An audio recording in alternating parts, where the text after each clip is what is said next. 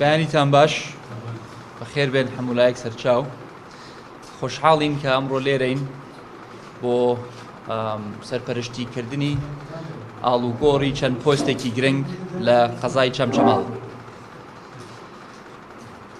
ئێمە بڕیارمان داوە کە دەست بکەین بە هەنگاوێکی گشتگیری گۆڕانکاری لە پۆستە ئیداریەکان لە هەرێمی کوردستان بە تایبەت لە پارێزگای سلەیمانی و بێگومان قەزای چەمچەماڵیشی گرتووەتەوە.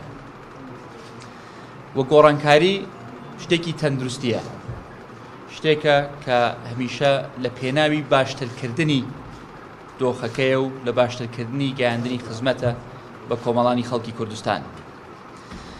وەکە کوێبیستی ئەوە بوون کە دەستەکەین بە گۆڕانکاری، کاکامانجی قایمقامی پێشووی چەمچەماڵ یەکەم کەس بوو کە هاتە لای من و وتی مادەم ئەم گۆڕانکاریانە ئەکرێن لە منەوە دەست پێ بکەن، کە ئەمە هەم خۆی لە خۆیدا هەڵوێستێکی جوان بوو. و لێرەوە بۆ ئێمە سپاسی کەم بۆ ئەو هەڵوێستە و سپاسیشی بکەم بۆ ئەو کارانەی کە کردوێتی لەم ماوەیە کە قایمقامی قەزای چەمچەماڵ بووە. کارێکی ئاسان نەبووە و لەو هەموو ناخۆشیانەی کە ڕوویان لە هەرێمی کوردستان کردەوە بە تایبەت لەم دەبەرە جێی دەستی دیار بووە. هەم لەوەی کە خەمێکی زۆری کەسوکاری شەهیدی خواردووە لە کاتی داوامکردنی هەمیشە دەرگای کراوە بووە بۆ کەسوکاری شەهیدان، کە ئێرەش خۆتان ئەزانن چ قوربانیەکی داوە، چ پێشوو و چ ئەمڕۆژ لە شەڕی پاراستنی خاک و نیشتیمانی کوردستانەکەمان. و سەرڕای کێشەکانی تری کە ڕوویان لە کوردستان کردو بێجگەلە لە شەڕی داعش، بەڵکو قەیرانی دارایی و قەیرانی ئابووری و قەیرانی هاتنی ئاوارە و پەنابەرەکان و کێشەی سیاسی و کێشەی نێوخۆیی و کێشە کۆمەڵایەتەکانی ئەم ناوچێش، سەرڕای ئەم هەموو کێشانە کاکامانج توانیوێتی جێی دەستی دیار بێ ئیدارەکەی لێرە، ئیدارەی چەمچەماڵ بە بەڕێوەبەر و فەرمانگەکانەوە توانیویانە بەپێی توانای خۆیان، بەپێی ئەو ئیمکانیەتەی لە بەردەستیانە بووە جێی دەستیان دیار بێ، پرۆژە ئیفتیتاحکەن، خزمەت بگەێنن بە کۆمەڵانی خەڵک و شەڕیش بکەن لەسەر ئەو حەق و داواکاریانەی کە شایستەی ئەم دەبەرە و زیاتریشن. من شایەتی ئەوەیەم کە کاتێک نەبووە کە من لەگەڵ کاکامانج دابنیشم یان سەردانی منی کردبێ یان بە تەلەفۆن قسەمان کردبێ داکۆکی لە حەق و داواکاریەکانی خەڵکی چەمچەماڵی نەکردبێت. هەمیشە باسی کێشەی کارەبای کردووە و حەلیشی پێ بووە و خۆشحاڵین کە ئەمڕۆ لە چوارچێوەی سەردانەکەمان ئەچین پرۆژەیەکی ئاوەکەینەوە. باسی کێشەی کارەبا کراوە کە ئێرە وەکو سەرچاوەی وزەیە بۆ هەرێمی کوردستان، غەدرێکە کە نەتوانراوە ئەم دەبەرە وەک پێویست ئیستیفادە لەو وزەیە وەربگرێت و ئەوەش لە ژێر چارەسەرکردنایە. کێشەی ڕێگاوبان هەبووە، کێشەی خزمەتگوزاری هەبووە کە وێرانە شانی داوەتە بەری و هەوڵی داوە بۆ چارەسەرکردنی. بێگومان کاکامانج وەک هەمومان، بەندە، مامۆستا جەلال، هەموو ئەو کەسانەی کە ئەمڕۆ لە حکوومەت بێگەرد نییە، نە ئێمە بێگەردین نە ئەو بێگەردە، بێگومان ئەویش کەم و کورتی هەبووە، ئێمەش کەم و کورتیمان هەبووە. بەڵام کەم و کورتیەکانی ئەگەر هەیبوو بێت یان ئەگەر غەڵەتێک کرابوو بێت ئەوەش لە پێناوی دڵسۆزیا بووە. خەڵکە ئیشنەکە خەڵەت ناکە. بۆیە من هەمیشە تەشجیعی خەڵکەکەم، تەشجیعی فەرمانبەرانی حکوومەتەکەم ئیش بکەن، وێر بن لە بڕیاردان، وێر بن لە کارکردنا و ئەگەر غەڵەتی شتێکتان کرد لە کاتی کارکردنەکەتانە ئەوە دەرسی لێ وەرەگرن و شەڵا دووبارە نابێتەوە.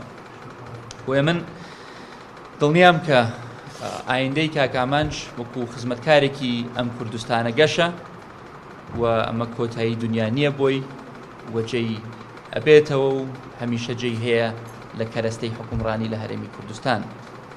و چۆن دڵنیام کە کاکامانج ئایندەی گەشە، ئەوەندە دڵنیام کە کاکە ڕەمک سەرکەوتووە بێ لە کارەکانی وەکو قایمقامی قەزای چەمچەماڵ.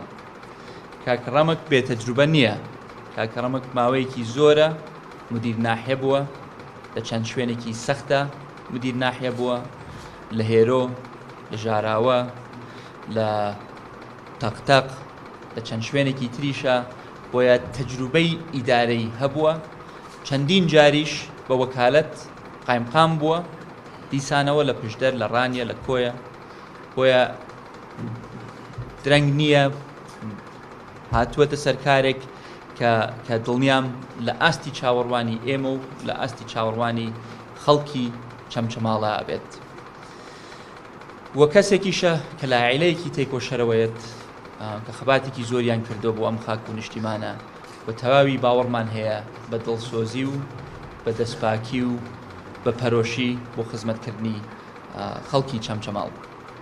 و لێرە داوای لێ ئەەکەم و داوا لە کاکە ئامانجەکەم کە ئاڵوگۆڕێکی تەندروست هەبێ، کە تەنسیقێک و هەمەهەنگیەکی بەهێز هەبێ لە بینیانە، تاکو و کاکە ڕەمەک بتوانێت تاوکەری ئیشە باشەکانی کاکە ئامانج بێت و باشترین خزمەت بگەێنین بە خەڵکی ئەم دەبەرە کە شایستەی باشترین جۆرە خزمەتن.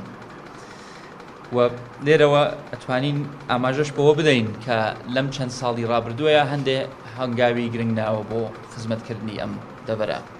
ماوەیەک لەمە پێش برای بەڕێزم مامۆستا جەلال بریکاری وەزیری ناوخۆ، وەزارەتی ناوخۆ، لەگەڵ کاکە ئامانج و کەسایەتیەکانی ئەم دەبەرە و منطقەی قادرکەرەم و چەند ناوچەیەکی تری نزیک لە ئێرەیە سەردانی ئێمەیان کرد و لێرەیە باسی ئەوەیان گلەیەکانی خەڵکی ئەم دەبەرەیان کرد کە هەر لەم قادرکەرەمەیە مرکزێکی گەورەی سەرچاوەی سروشتی هەیە و کە تاکو ئێستا خەڵکی ئەم دەبەرە نەیتوانیەوە وەک پێویست سوود لەو داهاتە و لەو سەرچاوە سروشتیە وەربگرێت و لە چوارچێوەی ئەو کۆبوونەوە و چەند کۆبوونەوەیەکی ترتوانیمان بڕێک داهات تایبەت بۆ ئەم دەبەرە تەرخان بکرێ لەو سەرچاوە سروشتیانە تاکو بەکار بهێنرێن بۆ خزمەتکردنی خەڵکی ئەم دەبەرە و بۆ پرۆژەی خزمەتگوزاری چ ئاو بێ، چ کارەبا بێ، چ ڕێگاوبان بێ. ئەمەش ئەگەڕێتەوە بۆ خەمخۆری و دڵسۆزی ئەم بەڕێزانە و دڵنیاین کە کاکە ڕەمک کە دەست بەکارە بێ بەردەوامە بێ لەو کارانە و بەردەوامە بێ لە خزمەتکردنی خەڵکی کوردستان. لە هەمان کاتیشتا ئێمە لە چارچێوەی ئەم گۆڕانکاریە گشتیانە ئاڵوگۆڕەکرێت لە پۆستی بەڕێوەبەری پۆلیسی چەمچەماڵ. دیسان کەسێکی تێکۆشەر بە کەسێکی تێکۆشەر ئەگۆڕێتەوە کە دڵنیام لە خەمخۆری و دڵسۆزیان بۆ ئەم دەبەرە. وازەحە کە کێشەکانی ئێرە جۆرە و جۆرن، کێشەی ئابووری هەیە، کێشەی دارایی هەیە، کێشەی سیاسی هەیە، بەڵام کێشەی کۆمەڵایەتیش ڕوو ئەدا ناو بەناو. کێشەی ئاوارەش هەیە، کێشەی کە ئەمە نزیکین لە شەڕی تێرۆریستان ناو بەناو تێرۆریستەکان هەوڵیان دزە بکەنە ناو ئەم ناوچەیە. کێشەش هەیە کە وازەحە کە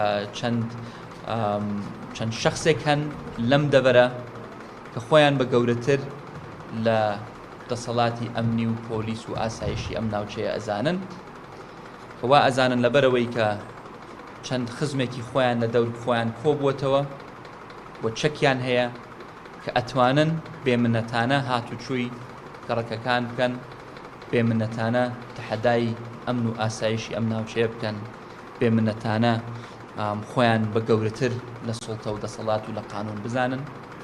و ئێمە لێرەوە خەڵکی بە شەرەفی چەمچەماڵ دڵنیا ئەکەینەوە کە ئێمە بە هیچ شێوەیەک ڕێگا ناین ئەو دیاردەیە بەردەوام بێت و ئێمە تەواوی پشتیوانی خۆمان بە تەواوی هێزەکانی هەرێمی کوردستان خەینە پشت هێزەکانی چەمچەماڵ بۆ پشتیوانیکردنیان بۆ ئەوەی پەیامێکی تون بگەێنین بە هەر کەسێک کەوا ئەزانێت لەبەر ئەوەی کە چەند کەسێکی لە دەورایە، لەبەر ئەوەی کە ڕەنگ بێ کەسێکی لە پشتا بێ، یان لەبەر ئەوەی کە ڕەنگ بێ لایەکیشی لە پشتا بێت کە خۆی بە گەورەتر لە خەڵکی چەمچەماڵ و لە ئەمن و ئاسایشی چەمچەماڵ بزانێت.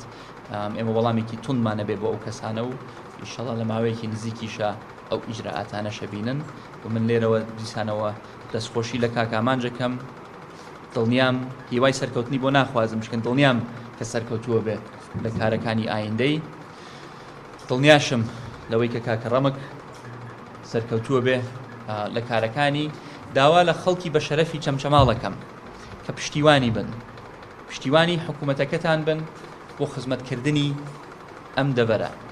حکوومەتەکەتان بێکەم و کورتی نییە، حکوومەتەکەتان بێگەر نییە، حکوومەتەکەتان بێ موشکیلە نییە، بەڵام حکوومەتەکەتان ئەمانەوێ بیسەلمێنین بۆتان کە خەمخۆرتانین، کە خزمەتکارتانین.